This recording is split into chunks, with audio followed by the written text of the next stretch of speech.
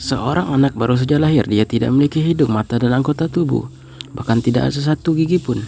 Setelah guru yang baik menemukannya dan membawa pulang, melihat anak itu seperti lobak, dia mulai menginginkan cara mengumpulkan anggota tubuh anak kecil yang sudah mati.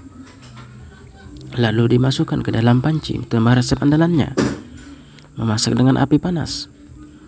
Dengan begitu menghasilkan sebotol air mata kehidupan. Dituang ke wadah, dipanaskan dengan suhu panas, menarik sekelar, menyalakan 100.000 volt listrik. Setelah disetrum dengan listrik, hati manusia itu pun terbentuk. Ya Tuhan, hati kecil itu masih berdetak.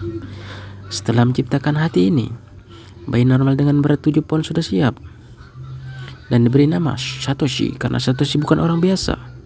Sekelompok setan harus mencarinya. Terpaksa, Satoshi yang baru tumbuh diberikan pedang oleh gurunya.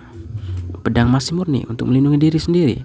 Hari-hari berikutnya tidak hanya belajar bahasa bibir, juga mempelajari ilmu pedang. Dalam sekejap waktu berlalu. Walaupun guru ini dokter, namun dia juga tidak bisa menghindari kematian. Sebelum guru meninggal, dia menceritakan kisah hidup Satoshi. Ternyata ayah Satoshi adalah seorang jenderal. Ketika peperangan, demi memiliki kekuatan iblis, dia membuat perjanjian dengan iblis, menukarkan 48 organ tubuh anaknya kepada iblis.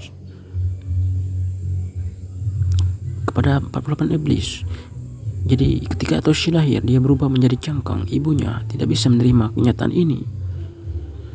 Dia menaruh Satoshi di sungai, lalu kemudian diselamatkan oleh gurunya. Setelah selesai cerita, guru pun meninggal. Setelah mengurus kematian gurunya, tepat ketika Satoshi akan pergi, dia mendengar sebuah suara. Jika kamu ingin menyingkirkan 48 setan itu, kamu bisa mendapatkan kembali organmu. Dengan begitu, Satoshi mulai pergi melenyapkan iblis. Film diputar. Beberapa wanita sedang menari di atas panggung. Penonton di bawah panggung sangat antusias, dan Satoshi ada di antara mereka. Apakah dia datang menonton? Tentu saja tidak, karena dia merasakan napas iblis. Dengan penampilan wanita bertopeng, Satoshi tidak sabar melompat terbang ke arah iblis. Dalam sekejap wanita itu menunjukkan wajah aslinya. Satoshi menebas iblis itu. Dengan seketika iblis menampakkan wujud aslinya. Ternyata gadis ini iblis laba-laba. Seketika iblis menyerangnya. Satoshi dengan mudah menghindar. Monster itu menempel di dinding, melompat ke sana kemari. Dia tiba-tiba muncul dari belakang. Dengan capitnya mendorong Satoshi dan mulai menyerang. Untung saja Satoshi cepat bereaksi. Jika tidak, mungkin sudah menjadi santapannya. Satoshi tidak mau kalah. Satoshi berputar seperti kincir angin. Namun laba-laba berhasil lolos. Kekuatan mereka seperti seimbang. Tetapi laba-laba ini memiliki banyak tantangan. Satoshi tidak sengaja tusuk di tenggorokan. Saya pikir Satoshi akan mati.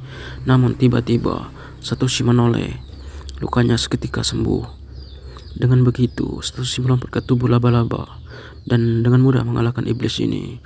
Satoshi pun memasang kembali tangannya dan tiba-tiba jatuh ke tanah. Kaki palsu kirinya mendadak jatuh, menumbuhkan kaki asli perlahan tumbuh dari celana, dan kemudian kaki palsu itu berubah menjadi abu. Kejadian ini menakuti kedua orang ini. Wanita itu bernama Daroro. Setelah mengetahui cerita tentang Satoshi, dia mencarinya dan ingin membantunya. Kedua beristirahat di tepi sungai. Mendadak seorang bayi raksasa muncul. Mama. Mendengar suara imut ini, mereka pun melepaskannya. Mereka membawa bayi itu dalam keinakan terdekat dan penginapan memiliki 7 putri. Gaun atau gaya rambut semua sama, terlihat sedikit menyeramkan dari kejauhan. Ketika tengah malam, 7 gadis masih belum tidur. Mereka berencana menyantap 2 orang itu. Akhirnya, mereka memutuskan makan Daroro yang lebih empuk dulu. Tiba-tiba, ya Tuhan, 7 gadis berubah menjadi ulat, mengeliat dan dengan tubuh besar, datang ke kamar Daroro.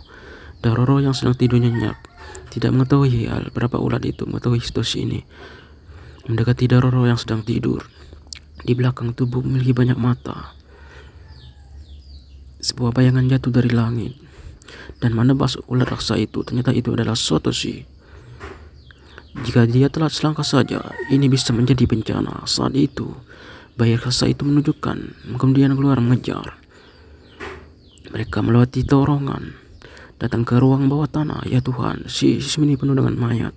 Yang lebih menakutkan, ada ratusan telur ular di luar sana. Bos wanita bukan manusia. Dia adalah kupu-kupu. Ketika dia akan kabur, bayi raksasa itu langsung menebas dan menarik siluman itu. Ketika Tetsuya sedang menebasnya, dengan begitu organ ginjal Satoshi kembali berfungsi. Selanjutnya, keduanya membunuh iblis di sepanjang jalan. Melihat pohon menentang rambut mencapai 100 meter.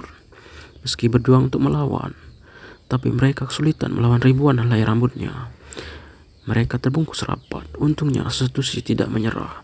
Dia mematahkan ikatan roh pohon, kemudian terbang tinggi memegang pisau sepanjang 40 cm dan menebasnya. Seketika pohon terbelah menjadi dua bagian.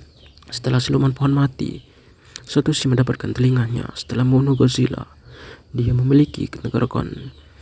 Dengan begitu, tidak sampai 1 bulan, dia telah membunuh 20 siluman iblis. Sebagian organ tubuhnya, tangannya juga mendapat apresiasi dari sang pangeran dan membawanya pulang. Tapi saat itu ratu melihat Satoshi. Ekspresinya tiba-tiba membeku. Baju yang dia kenakan adalah buatan tangan sendiri. Melalui kontak fisik, Satoshi melihat kenangan ratu. Ternyata wanita yang ada di depannya saat ini adalah ibu kandungnya sendiri. Pangeran takut Satoshi akan mencari posisinya.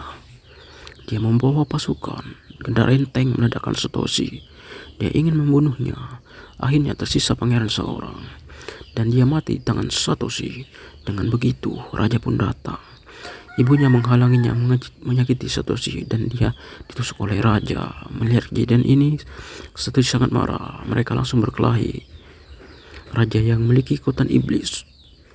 Mereka berkelahi cukup lama. Kelihatannya mereka seimbang. Kemudian tubuh pangeran tiba-tiba melayang. Ternyata dia adalah kerasukan setan. Dia memberitahu raja untuk membangkitkan dirinya, namun setan ini menguasai rubuh raja.